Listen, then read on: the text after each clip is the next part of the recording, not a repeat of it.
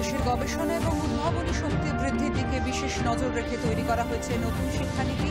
হ্যাকাথনে বললেন প্রধানমন্ত্রী।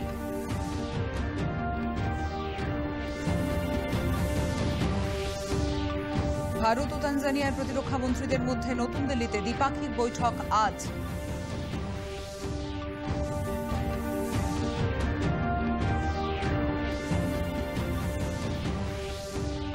অর্থ সংক্রান্ত ক্যাবিনেট কমিটির বৈঠকে গম রপ্তানির বিষয়ে নিষেধাজ্ঞার উপর নতুন নীতি অনুমোদিত।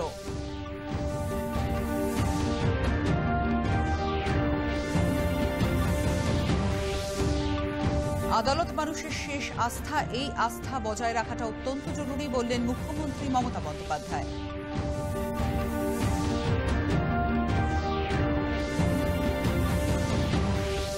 বিশ্ব ব্যাডমিন্টন চ্যাম্পিয়নশিপে পুরুষদের ডাবলসে কোয়ার্টার ফাইনালে পৌঁছলেন ধ্রুব কপিলা এবং এম.আর. অর্জুন।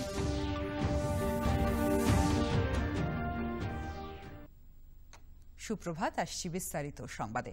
প্রধানমন্ত্রী নরেন্দ্র মোদী ভিডিও কনফারেন্সিং এর মাধ্যমে স্মার্ট ইন্ডিয়া হ্যাকাথন 2022-এর গ্র্যান্ড ফিনালেতে গতকাল অংশগ্রহণ করেন।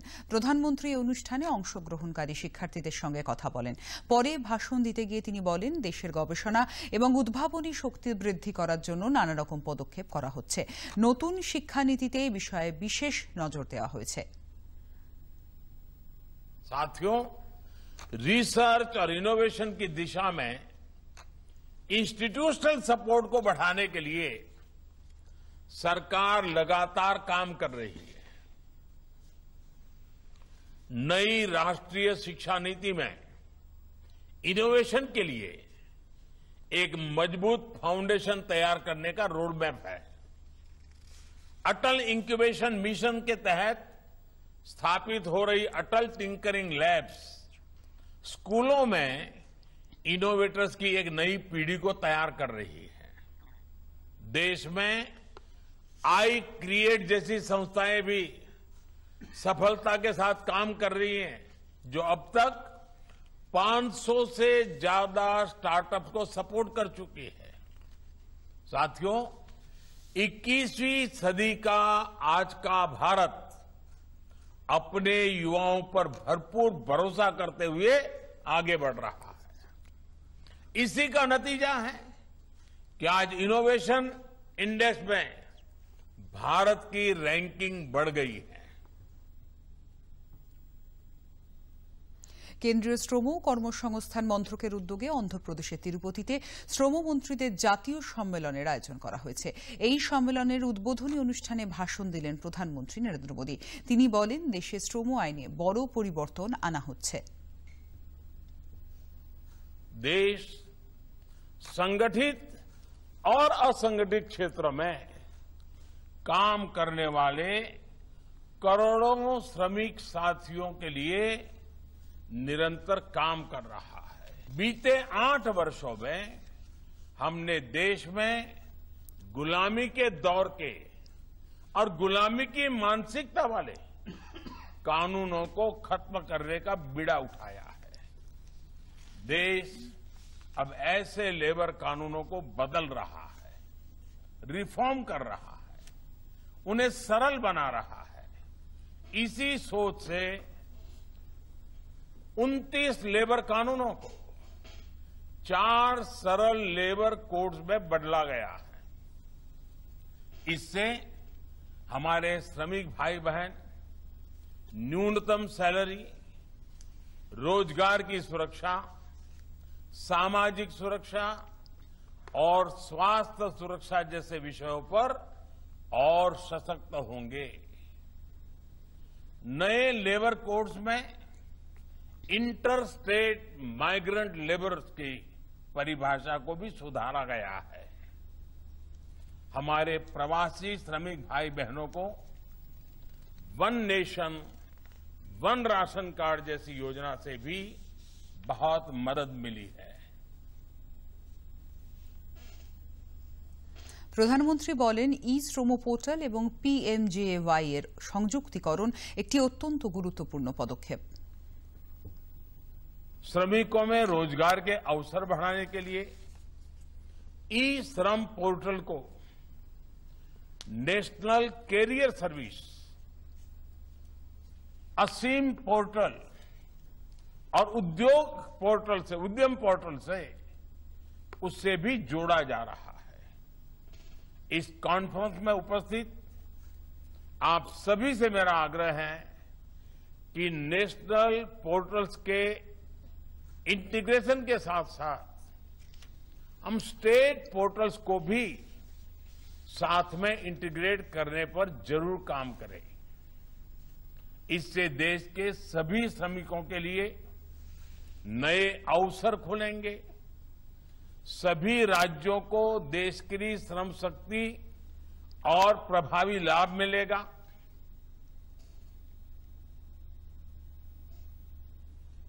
চলতি বছরের 5ই জানুয়ারি পাঞ্জাবের ফিরোজপুরে প্রধানমন্ত্রী নিরাপত্তা স্থানীয় প্রশাসনের গাফিলতি ছিল বলে তদন্ত কমিটির রিপোর্ট। ওই দিন একটি জনসভায় ভাষণ দেওয়ার জন্য সড়ক পথে ফিরোজপুরে যাচ্ছিলেন প্রধানমন্ত্রী, কিন্তু নিরাপত্তায় গাফিলতি আছে মনে করে এনএসজির তরফ থেকে একটি সেতুর উপর দাঁড় করিয়ে দেওয়া হয় প্রধানমন্ত্রীর কনভয়। এখানে প্রায় 20 মিনিট দাঁড়িয়ে থাকার পরে ফিরে যান প্রধানমন্ত্রী।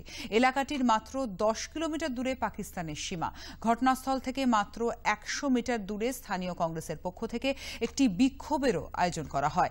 এই পরিপ্রেক্ষিতে সুপ্রিম কোর্টের নজরদারিতে প্রধানমন্ত্রীর নিরাপত্তা সংক্রান্ত বিষয় নিয়ে একটি তদন্ত কমিটি গঠন করা হয়। এই কমিটি জানিয়েছে নিরাপত্তায় গাফিলতি ছিল। এই ঘটনাকে পাঞ্জাবের তৎকালীন কংগ্রেস সরকার এবং কংগ্রেসের কেন্দ্রীয় নেতৃত্বের ষড়যন্ত্র বলে মনে করছে বিজেপি। গতকাল এক সাংবাদিক সম্মেলনে এই অভিযোগ করেছেন বিজেপি নেতা অনুরাগ সিং ঠাকুর। मुख्यमंत्री चन्नी ने उस समय कहा यह कुदरती थी, सुरक्षा भंग होना कहते कुदरती था, स्वाभाविक था। यह स्वाभाविक नहीं, सुनियोजित था। यह षड्यंत्र किसका था? क्या चाहते थे इस घटना से वो? पंजाब में जहां सिटिंग मुख्यमंत्री की हत्या हो चुकी हो, पहले इस देश में कई प्रधानमंत्री, पूर्व प्रधानमंत्रियों की हत्या हो चुकी, उस समय खिलवाड़ी किसके कहने पर हुआ? और इससे शर्मनाक बात क्या होगी कि बार बार चन्नी जी ने ऐसे बयान दिए। मैं तो यही कहूंगा कांग्रेस के नेताओं से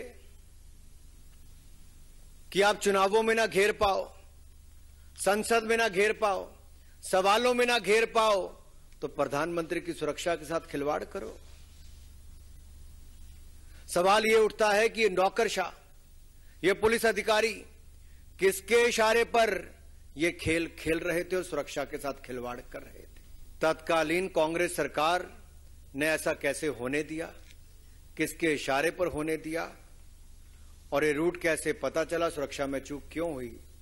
इसका जवाब कांग्रेस को देना ही होगा।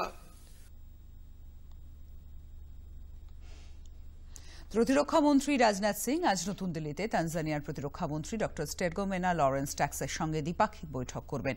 প্রতিরক্ষা সহযোগিতা বাড়ানো এবং প্রতিরক্ষা শিল্পে নতুন সম্ভাবনা সৃষ্টির বিষয়ে কথা বলবেন দুই নেতা। এছাড়াও দ্বিপাক্ষিক সম্পর্ক আরও মজবুত করার লক্ষ্যে অন্যান্য বিষয়েও কথা বলবেন। অর্থ সংক্রান্ত ক্যাবিনেট কমিটির বৈঠকে গম রপ্তানির বিষয়ে নিষেধাজ্ঞার উপর নতুন নীতি অনুমোদিত হল। প্রধানমন্ত্রী নরেন্দ্র মোদীর নেতৃত্বে গতকাল এই বৈঠকে সিদ্ধান্ত হয় যে গম রপ্তানির ক্ষেত্রে যে নিষেধাজ্ঞা জারি করা হয়েছিল তার কিছু পরিবর্তন করা হবে। রাশিয়া ইউক্রেন যুদ্ধের পরিপ্রেক্ষিতে মে মাসে রপ্তানির উপর নিষেধাজ্ঞা জারি হয়। এর মূল উদ্দেশ্য ছিল অভ্যন্তরীণ বাজারে গমের দাম নিয়ন্ত্রণ করা। পেগাসাস সফটওয়্যার ব্যবহার করে ফোনে আড়ি পাতার কোনো প্রমাণ মেলেনি বলে জানিয়ে দিল সুপ্রিম কোর্টের নিযুক্ত বিশেষ কমিটি। অভিযোগ উঠেছিল ইসরায়েলের পেগাসাস সফটওয়্যার ব্যবহার করে কেন্দ্রীয় সরকারের তরফ থেকে বিরোধীদের এবং অন্যান্য গুরুত্বপূর্ণ ব্যক্তিদের ফোনে আড়ি পাতা হচ্ছে। সেই কারণে সুপ্রিম কোর্টের পক্ষ থেকে একটি বিশেষজ্ঞ কমিটি গঠন করা হয়েছিল। তাদের রিপোর্টের ভিত্তিতে এই অভিযোগ নস্যাৎ করেছে দেশের প্রধান বিচারপতি এন.ভি. রামানার নেতৃত্বাধীন বেঞ্চ। কলকাতা হাইকোর্টে জায়গার অভাবের কারণে রাজ্য সরকারের পক্ষ থেকে নবমহাকরণের একটি অংশ হাইকোর্টের কাজের জন্য ছেড়ে দেওয়া হল। এই উপলক্ষে আয়োজিত এক অনুষ্ঠানে মুখ্যমন্ত্রী মমতা বন্দ্যোপাধ্যায় বলেন, আদালত মানুষের শেষ আস্থা, এই আস্থা বজায় রাখাটা অত্যন্ত জরুরি।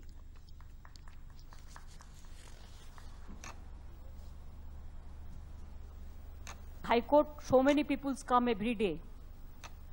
This is a pillar of democracy, pillar of commoners. they wait for justice.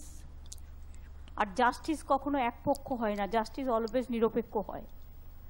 মানুষ যখন সব জায়গা থেকে ফেথ হারিয়ে ফেলে তখন মানুষের ফেথ আসে জুডিশিয়ারি থেকে। তাই ডেমোক্রেটিক কান্ট্রিতে জুডিশিয়ারি, প্রেস মিডিয়া এবং democracy, the federal structure, whatever we say, our constitution is very, very important. If one lost the credibility, others also lost the credibility. So it depends on. তো সুতরাং আমি মনে করি এই কাজটা করতে পেরে আমরা গর্বিত বোধ করছি। আরও যদি প্রয়োজন হয় আমরা নিশ্চয়ই টাইম টু টাইম হেল্প করব।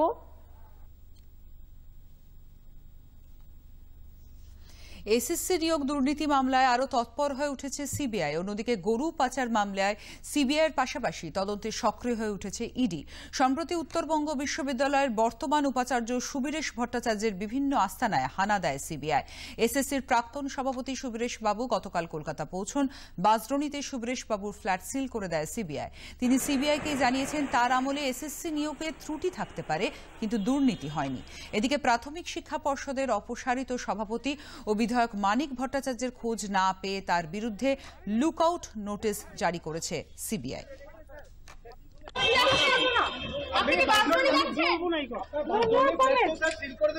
আমি বলবো না, আমি জানি দুর্নীতির সঙ্গে আপনার কি যোগাযোগ রয়েছে?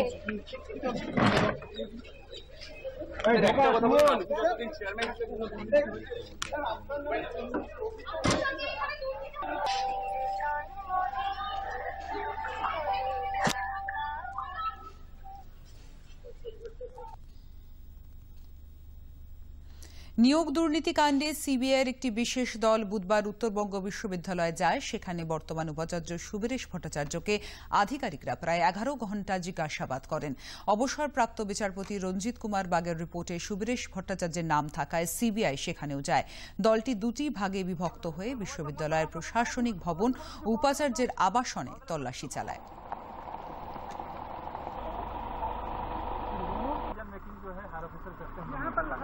कुछ मिला है सर, कुछ मिला है?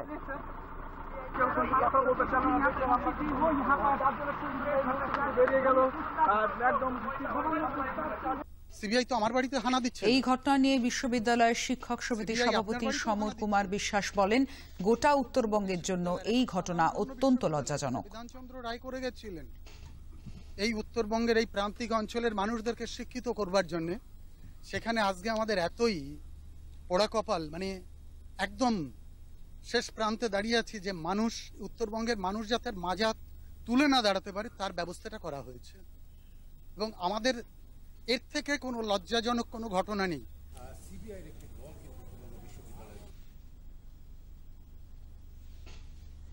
এসএসসি নিয়োগ মামলায় সল্টলেক থেকে প্রদীপ সিং নামে এক ব্যক্তিকে গ্রেফতার করেছে সিবিআই। অভিযোগ, এই ব্যক্তি সম্ভাব্য চাকরি প্রার্থীদের কাছ থেকে টাকা তোলার ক্ষেত্রে মধ্যস্থতার কাজ করতেন।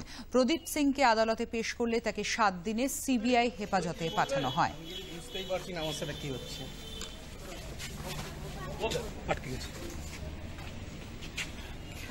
যেটা তোমার বিরুদ্ধে অভিযোগ আছে যে তুমি ওখানে কম্পিউটার সেন্টার চালাতে, সেখান থেকে কোনো কম্পিউটার সেন্টার কতজনকে তুমি চাকরি দিয়েছিলে? কিন্তু তোমার বিরুদ্ধে তো বলা হচ্ছে যে তুমি চাকরি দিতে। একদম ভুল। তুমি কাউকে চাকরি দাওনি? না, একটাও টাকা নিইনি, না কাউকে দিয়েছি। তাহলে তোমাকে অ্যারেস্ট করা হলো কেন? এটাই জবাব দেবে। এসএসসি নিয়োগ দুর্নীতি কাণ্ডে সিবিআই মিডলম্যান প্রদীপ সিংকে গ্রেফতার করেছে। আধিকারিকরা তার সল্টলেকের অফিসে তল্লাশি চালায়। এ প্রসঙ্গে বিজেপি সর্বভারতীয় সহসভাপতি দিলীপ ঘোষ অভিযোগ করেছেন, শুধু বাইরের লোক নয়, রাজ্যে শিক্ষা দুর্নীতিতে প্যারা টিচার, সরকারে থাকা মানুষেরাও মধ্যস্থতাকারী ব্যক্তি হিসেবে কাজ করে টাকা পৌঁছে দিতেন। যারা মিডলম্যান তারা বাইরেরও আছে, তারা পার্টিরও আছে, তারা সরকারি কর্মচারীও আছে, প্যারা টিচারও আছে। এরাই সমস্ত টাকা কালেকশন করে নিয়ে এসছে এবং অনেকের নাম মুখে মুখে ঘুরছে, অমুক জায়গায় অমুক জেলায় অমুক লোক, অমুক জেলায় অমুক লোক। আমার মনে হয় এদেরকে ধরলে পুরো নেক্সাসটা ধরা পড়ে যাবে, কারণ এরা কার কাছ থেকে টাকা নিয়েছে আর কার কাছে পৌঁছে দিয়েছে সব জানে। আমার শুরু হয়েছে এটা ব্যাপকভাবে এই দালালদেরকে ধরার দরকার আছে। নবান্ন অভিযানকে ঘিরে রাজ্য বিজেপি সভাপতির পাশে দাঁড়ালেন দিলীপ ঘোষ। তিনি বলেছেন, নির্বাচনে বিভিন্ন দল বিভিন্ন বক্তব্য রাখুক, কিন্তু এখন দুর্নীতির প্রশ্নে বাংলা যে সংকটে পৌঁছেছে তার জন্য দলমত নির্বিশেষে সকলকে একজোট হতে হবে।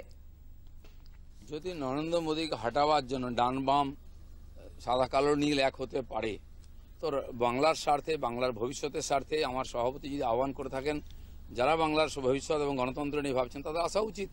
মমতা ব্যানার্জিকে হটাবার জন্য আপনি আপনার ঝান্ডা রাখুন, আপনার এজেন্ডা রাখুন, ইলেকশনে আপনি আপনার বক্তব্য রাখুন, কিন্তু আজ বাংলা যে সংকটে পড়েছে সেখান থেকে বাঁচাবার জন্য সবার এক হওয়ার দরকার আছে।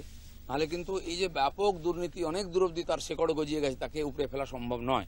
সেজন্য এটা পশ্চিমবাংলার যেমন দেশের ন্যাশনাল ডিজাস্টার হয়, ওয়েস্টবেঙ্গলের ক্ষেত্রে স্টেট ডিজাস্টার। এটা দিলীপ ঘোষের জন্য আলাদা করে কিছু হয় না। পার্টি যে প্রোগ্রাম ঠিক করে, পার্টির সমস্ত কর্মীরা তাতে অংশগ্রহণ করেন। আমি একজন কর্মী, পার্টি যা নির্দেশ দেবে সেটা আমি করব।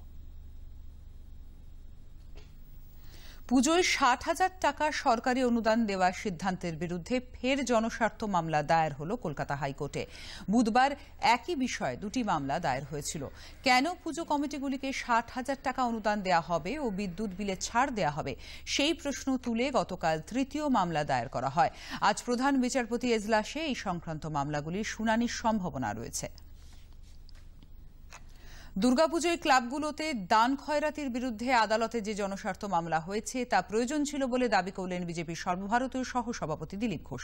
তিনি গতকাল সাংবাদিকদের বলেন, পশ্চিমবঙ্গের উন্নয়নে অর্থ খরচ না করে পূজা কমিটিগুলোকে অনুদান দেওয়া হচ্ছে, অথচ কেউ মুখ্যমন্ত্রীর কাছ থেকে টাকা চায়নি। যেখানে একটা পুজো কমিটিও টাকা চায়নি মমতা ব্যানার্জির কাছ থেকে যে আমরা পূজা করতে পারছি না, টাকা দিন, কেন দেওয়া হচ্ছে? সাধারণ মানুষ চাঁদা দেয়, আনন্দের সঙ্গে সেই পুজো অংশগ্রহণ করে। উনি কেন সাধারণ মানুষের ট্যাক্সের টাকা, যেটা ডেভেলপমেন্টে লাগতো, যেটা স্কুল কলেজ বিল্ডিং তৈরির জন্য লাগতো, যেটা স্কুলের টিচারদের পেনশন বেতনের কর্মচারীদের ডিএর জন্য লাগতো, সেটাকে কেন উনি দান খয়রাত করছেন? কেবল ভোট কেনার জন্য? এখন উনি গাড্ডায় পড়েছেন লোককে নিজে আনতে হবে মুখ বন্ধ করার জন্য, পুজোর কমিটিগুলোকে কিনে নেওয়ার জন্য, পুজো কমিটির প্যান্ডেলে নিজের ছবি ছাপাবার জন্য, লাগাবার জন্য উনি এগুলোকে ব্যবহার করছেন। এই অধিকারটা তাকে কেউ দেয়নি। জ্বালানি গ্যাসের মূল্যবৃদ্ধি, কেন্দ্রীয় এজেন্সির অপব্যবহার এবং বিলকিস বানু ধর্ষণকাণ্ডে দোষীদের ছেড়ে দেওয়ার প্রতিবাদে গতকাল কলকাতার রাজপথে মিছিল করে তৃণমূল কংগ্রেসের মহিলা শাখা। মিছিলে পা মেলান চন্দ্রিমা ভট্টাচার্য, শশী পাজা প্রমুখ। তৃণমূল মহিলা মোর্চার সভানেত্রী চন্দ্রিমা ভট্টাচার্য বলেন, বিজেপির আমলে রান্নাঘর আলো করার বদলে অন্ধকার হচ্ছে। রান্নাঘরটা আলোকিত করার কথা ছিল, সেটা অন্ধকারে আচ্ছন্ন। সেখানে কি রান্না হবে সেই জিনিসের দাম এমন জায়গায় পৌঁছেছে যে রান্নার সরঞ্জাম সেটা জোগাড় করতে পারছে না মেয়েরা। তার সাথে কেন্দ্রীয় এই যে রাজনৈতিক প্রতিহিংসা করানো, একই অভিযোগে অভিযুক্ত। আমরা কোনো তদন্তকে ইনফ্লুয়েন্স করতে চাই না, আমরা কোনো বিচার ব্যবস্থাকে ইনফ্লুয়েন্স করতে চাই না, আমরা সম্পূর্ণ আস্থাশীল। কিন্তু একই অভিযোগে অভিযুক্ত, তৃণমূল হলে ধরো আর বিজেপি হলে ছাড়ো, এটার প্রতিবাদ। যারা অনেক কথা বলেছিল, যারা বলেছিল তাদের বিরুদ্ধেও কিন্তু সিবিআই, অনেক নেতা আছে তাদের বিরুদ্ধে সিবিআই সরব ছিল একসময়, এখন পদ্মের বাধ্য হয়েছে বলে তাই আর সিবিআই চোখে পড়ছে। জলাধারের সুরক্ষার কথা মাথায় রেখে চলতি মরশুমে মুকুটমণিপুর কংসাবতী জলাধার থেকে 10,000 কিউসেক জল ছাড়া হয়েছে। সেচ দপ্তর সূত্রে জানা গিয়েছে, বিগত কয়েকদিন ধরে পুরুলিয়া জেলায় এবং জলাধারের ওপরের ভাগে ক্যাচমেন্ট এলাকায় প্রচুর বৃষ্টিপাতের কারণে মুকুটমণিপুর জলাধারে প্রচুর জল ঢুকছে। জলস্তর ক্রমশ বেড়ে চলায় বাঁধের সুরক্ষার কথা ভেবে চিন্তিত হয়ে পড়েছেন সেচ দপ্তরের আধিকারিকরা। এর আগে 4টি লক গেট দিয়ে 10,000 কিউসেক জল ছাড়া হয় কংসাবতী নদীতে। আগামী কয়েকদিনও জল ছাড়া হবে বলে সেচ দপ্তর সূত্রে জানা গেছে। অন্যদিকে জলাধারের মূল গেট দিয়ে কংসাবতী নদীতে জল ছাড়ার মনোরম দৃশ্য উপভোগ করতে ভিড় জমিয়েছেন পর্যটকেরা।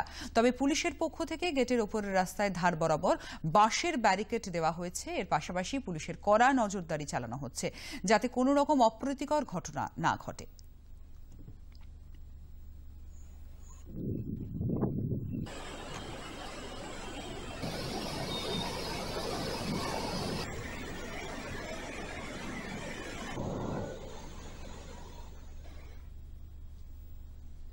হলদিয়া দুর্গাচক এলাকার ইকো হেলথ পার্ক উদ্বোধন করলেন রাজ্যের পুর ও নগরোন্নয়ন মন্ত্রী ফেরাদ হাকিম। তিনি বলেন, হলদিয়ায় অনেক শিল্প কারখানা থাকার ফলে পরিবেশ দূষিত হয়। এই ধরনের পরিবেশ বান্ধব পার্ক থাকলে মানুষ বিশেষভাবে উপকৃত হবেন। নগরায়ন তো নিশ্চিতভাবে হয়েছে, এবার শিল্পায়নটাকে আরো বেশি করে কি করে করা যায়। প্রচুর শিল্প বাংলামুখী হয়ে আসছে, তার মধ্যে লেদার শিল্প এসছে, এখানে ইন্ডাস্ট্রি আসছে, বিভিন্ন জায়গায় আইটি পার্কে। এখন আর আমার রাজারহাটে আইটি পার্কের আর জায়গা নেই, 250 একর জায়গা আমার কাছে শেষ হয়ে গেছে। সিলিকন ভ্যালি তার জায়গা নেই।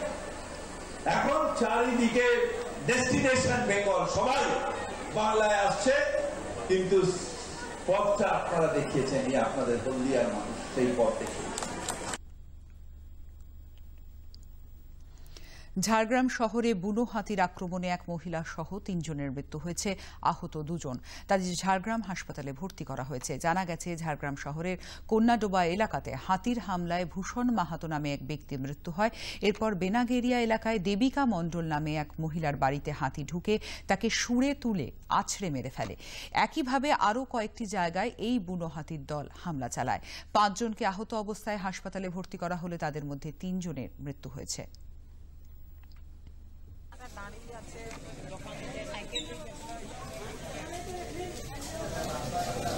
বাড়িতে ঘরের পাশেই বাড়িতে আমরা ফাঁকি ঘরটার বাইরে বসেছিলাম। এবারে পাশের ঘরে আমার একটা আওয়াজ হতো, তখন পাশের ঘরে কাকিমা বলছে, দেখতো কি আওয়াজ হচ্ছে, পাশে লোক ঢুকছে নাকি। তখন বলছে লাইটটা জ্বাল, লাইটটা জ্বালতে জ্বালতে হাতি হাতি বলতে বলতে ছুট ছুট ছুট ঘর ছুটতে ছুটতে কাকিমা মানে পেছনে রয়ে গেল, আমরা আগে ঢুকে গেলাম। আর হাতি ওর কাজ দিয়ে চলে গেছে। কাকিমা ওকে ঠেলে দিচ্ছে, এখন চোখে তো দেখতে পাইনি। ওর মোটামুটি ওর কাছে একটা বাচ্চা ছিল, বড় হাতি ছিল। মানুষকে সুরক্ষিত করার জন্য মাইকিং এর ব্যবস্থা করা, যাই হোক মাইকিং এর ব্যবস্থা করবে বলে ওনারা বলেছেন। এখনো পর্যন্ত যেটা হয়েছে আমার ওয়ার্ডের এক আত্মীয়র বাড়িতে একজন এসেছিলেন, সে হচ্ছে দেবী মণ্ডল, উনি মারা গিয়েছেন।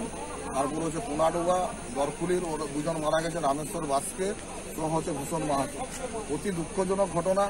আমরা চাইব প্রশাসনের কাছে যে যেভাবে হোক, যে হাতির হানায় যেভাবে মানুষের মৃত্যু হচ্ছে, প্রশাসন যেভাবে হোক একটা স্টেপ নিক। আমরা চাই না যে হাতিরও কিছু ক্ষতি যাতে না হয়, আর মানুষেরও যেন না ক্ষতি হয়। এদিকে গতকাল হাতি তাড়ানোর দাবিতে দুবরাজপুর মোড়ে গ্রামবাসীরা পথ অবরোধ করেন। আমাদের জঙ্গলমহলের গ্রামীণ এলাকার মানুষ বাড়িতে নিশ্চিন্তে ঘুমাবো, এই নিরাপত্তাটুকুও আমরা পাচ্ছি না। এই জন্য আমরা প্রচুর বিভিন্নভাবে বন দপ্তর বা বিভিন্ন প্রশাসনকে দৃষ্টি আকর্ষণ করার জন্য অনেক ব্যবস্থা নিয়েছি। কোনো রকম ওনার প্রতিশ্রুতি দেন, কিন্তু কোনো প্রতিশ্রুতি এখনো ফলপ্রসূ হয়নি এবং আমরা নিরাপত্তার অভাবে ভুগছি।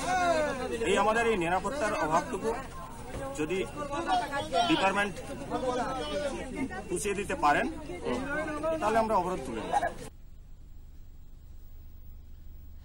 আইএনএস বিক্রান্তকে আগামী মাসে নৌসেনার অন্তর্ভুক্ত করা হবে। গতকাল ভারতীয় নৌসেনার তরফ থেকে এক সাংবাদিক বৈঠকে একথা জানানো হয়।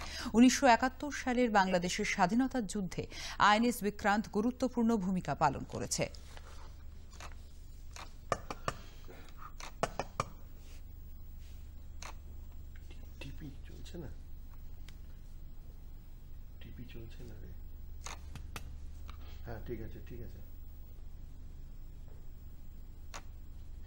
ইউক্রেনের স্বাধীনতা দিবসের দিন রকেট হামলা করল রাশিয়া। এই হামলায় একটি যাত্রীবাহী ট্রেনে আগুন লাগায় কমপক্ষে 22 জন নিহত এবং বেশ কিছু মানুষ আহত হয়েছেন।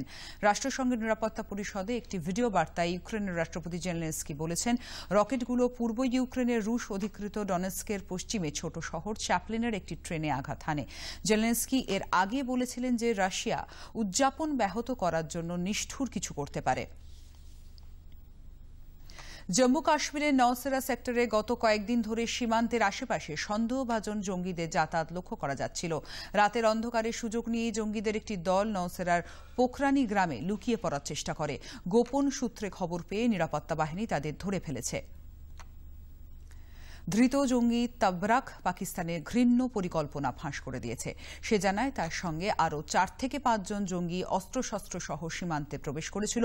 পাকিস্তানে তাদের প্রশিক্ষণ দেওয়া হয়। এআইএফএফ এর নির্বাচন আগামী 2রা সেপ্টেম্বর। সভাপতি পদে মুখোমুখি কল্যাণ চৌবে এবং বাইচুং ভুটিয়া।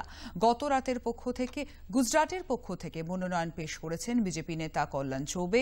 শেষ মুহূর্তে অন্ধ্রপ্রদেশের পক্ষ থেকে মনোনয়ন পেশ করে সভাপতি পদের লড়াইকে চমকপ্রদ করে তুলেছেন ভারতীয় ফুটবলের আইকন বাইচুং ভুটিয়া। বিশ্ব ব্যাডমিন্টন চ্যাম্পিয়নশিপে পুরুষদের ডাবলসে কোয়ার্টার ফাইনালে পৌঁছলেন ধ্রুব কাপিলা এবং এমআর অর্জুন। লক্ষ্য সেনকে হারিয়ে কোয়ার্টার ফাইনালে উঠেছেন ভারতেরই এইচএস প্রণয়। বিশ্ব চ্যাম্পিয়নশিপ থেকে বেরিয়ে গেলেন সাইনা নেহওয়াল। পুরুষদের ডাবলসে আরেক জুটি রানকি রেড্ডি এবং চিরাগ শেট্টিও কোয়ার্টার ফাইনালে উঠেছেন। ডুরান্ড কাপের দ্বিতীয় ম্যাচেও জিততে পারল না ইস্টবেঙ্গল। রাজস্থান ইউনাইটেডের এফসির বিরুদ্ধে গোল শূন্যভাবে খেলা শেষ করে ইমামি ইস্টবেঙ্গল। পর্যটনের ক্ষেত্রে পুরুলিয়ার নাম আজও সুপরিচিত। জেলায় রয়েছে একাধিক পর্যটন সার্কিট। এবছর পুজোর প্রচুর পর্যটক আসার সম্ভাবনা রয়েছে এই জেলায়। প্রত্যাশায় রয়েছে পুরুলিয়ার বন্দে আনো। পর্যটন পুরুলিয়া জেলায় বিকল্প আয়ের উৎস হয়ে উঠেছে। ইতিমধ্যেই পুরুলিয়ার অযোধ্যা পাহাড়ে গড়ে উঠেছে প্রচুর হোটেল এবং রিসর্ট। হোমস্টে করেও এখানকার বহু মানুষ পেয়েছেন বিকল্প রোজগারের দিশা। পুরুলিয়া জেলায় বান্দোয়ানের মানুষজনও এখন পর্যটনের মাধ্যমে রোজগার চাইছেন। এখানে দুয়ারসিনী সহ রয়েছে একাধিক অতি সুন্দর পর্যটন স্থল। এবার পুজোয় বিপুল সংখ্যক পর্যটক পুরুলিয়া জেলায় আসবেন বলে মনে করা হচ্ছে। তবে দেখা গেছে সিংহভাগ পর্যটকই অযোধ্যা পাহাড় এবং গড় পঞ্চকোট পর্যটন ক্ষেত্রকে ঘোরার জন্য বেছে নেন। বান্দোয়ান মানবাজার এলাকা সেভাবে প্রচার পায় না।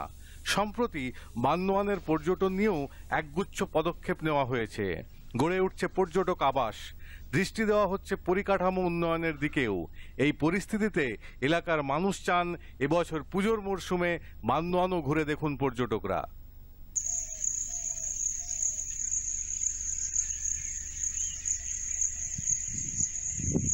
সামনেই তো পুজো আসছে, তো এখানে তো সরকারিভাবে কিছু কটেজ নির্মাণ হয়েছে। তো সেই কটেজগুলো যাতে রক্ষণাবেক্ষণ করে আগামী দিনে পর্যটকরা যাতে এখানে এসে নিয়ে থাকতে পারেন, তার যদি ব্যবস্থা করা যায় সে ব্যাপারে উপযুক্ত কর্তৃপক্ষের দৃষ্টি আকর্ষণ করছি। বান্দোয়ান যে সার্কিট শুধুমাত্র দুয়ারসিনী নয়, দুয়ারসিনী ছাড়াও যে এলাকাগুলো আরও আছে, দুয়ারসিনীর পাশাপাশি এলাকাগুলো, সেই এলাকাগুলো খুব সুন্দর, কিন্তু সেগুলো কেউ জানে না আর কি। সে জানানোর প্রয়োজনটুকুটা আছে, খুব আছে। এবং যদি হয় তাতে করে আমাদের এই কুচিয়া অঞ্চল, বিশেষ করে বলা যায় আমাদের কুচিয়া অঞ্চলের মানে পর্যটনের অপার সম্ভাবনা, খুব সম্ভাবনা আছে। এবং আমার সরকারের কাছে একটাই অনুরোধ থাকবে আমাদের এই পর্যটন মানে যে ক্ষেত্রটাকে আছে সেইটাকে যাতে পুরো বিশ্ববাসীর কাছে তুলে ধরা হয়, এবং যদি তোলা হয় তাতে করে এলাকার প্রভূত উন্নতি হবে। ক্যামেরায় জয়ন্ত দত্তের সঙ্গে অনির্বাণ বন্দ্যোপাধ্যায়, দূরদর্শন সংবাদ, পুরুলিয়া। শেষ করার আগে শীর্ষ সংবাদ আরও একবার। দেশের গবেষণা এবং উদ্ভাবনী শক্তি বৃদ্ধির দিকে বিশেষ নজর রেখে তৈরি করা হয়েছে নতুন শিক্ষানীতি।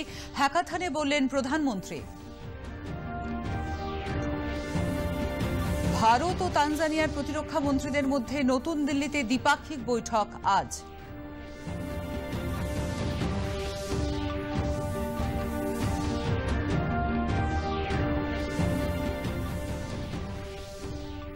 অর্থ সংক্রান্ত ক্যাবিনেট কমিটির বৈঠকে গম রপ্তানির বিষয়ে নিষেধাজ্ঞার ওপর নতুন নীতি অনুমোদিত।